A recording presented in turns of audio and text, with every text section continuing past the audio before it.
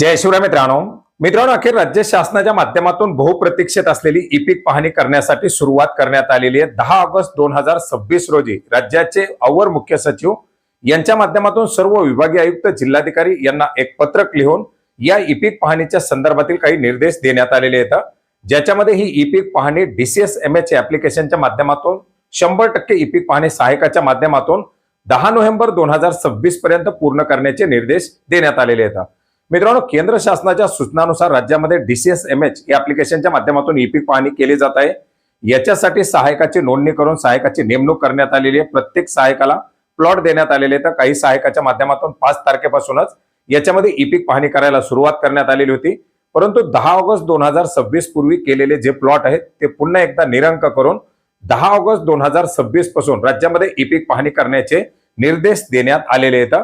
मित्रांनो, या काढण्यात आलेल्या पत्रकाच्या माध्यमातून राज्यामध्ये जी काही खरीप 2026 ची ई पीक पाहणी आहे ही DCSMH अर्थात डिजिटल क्रॉप सर्वे या केंद्र शासनाच्या ऍप्लिकेशनच्या माध्यमातून 11 ऑगस्ट 2026 ते 10 नोव्हेंबर 2026 या कालावधीमध्ये पूर्ण करण्याचे निर्देश देण्यात आलेले आहेत।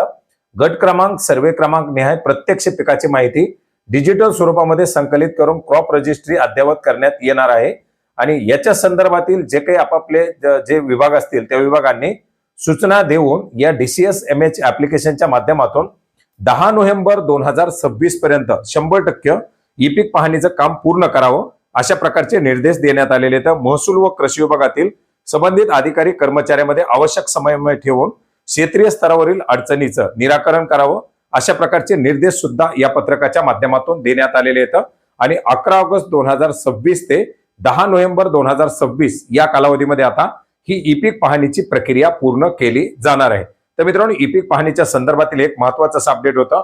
यापूर्वीच आपण ई पीक पाहणी कशी करायची, याच्यामध्ये जर ई पीक पाहणी चुकली तर त्याची दुरुस्ती कशी करायची याच्याबद्दल सविस्तर अशी माहिती घेतलेली आहे। तुम्ही जर अद्याप ई पीक पाहणी कशी करायची याच्याबद्दल माहिती घेतली नसेल तर ते व्हिडिओ सुद्धा तुम्ही नक्की पाहू शकता। भेटूयात नवीन माहितीसह, नवीन अपडेटसह। धन्यवाद।